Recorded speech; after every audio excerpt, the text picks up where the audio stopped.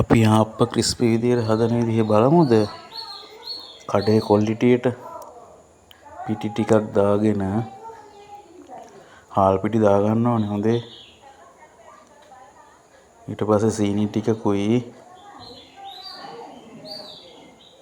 ඊට පස්සේ ඊස් චුට්ටකුයි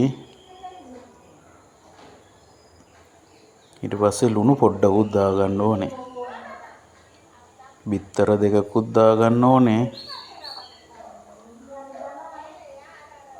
ඊට පස්සේ මද රස්නේ උණු වතුර ටිකක් දාගන්නකො. සාමාන්‍ය ගානට අපිට දෙපාරට විතර දාගන්න පුළුවන්. ඊට පස්සේ හොඳට අනා ගන්න ඕනේ. වතුර වැඩි කරගන්න එපා. බලන්නකො කොහොමද පදම එන්නේ කියලා. කොහොම තමයි ඉතින් හොඳට අනා ගන්න ඕනේ. හොඳට අත එහෙම හොදලා තමයි ග්ලව්ස් දාලා අනන්න බෑනේ. ඔන්න ඔය පදම එන්න ඕනේ. ඔය පදම ආවට පස්සේ තමයි ක්වොලිටියට එන්නේ. මට පොල් කිරි දාන එක වීඩියෝ කරගන්න බැරුණානේ.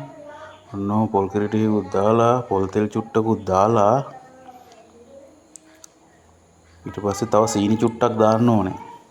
එතකොට තමයි අර රන්වන් පාට එන්නේ. ඊට පස්සේ බලන්න ඔන්න ඔය ක්වොලිටියට ආප්ප එනවා.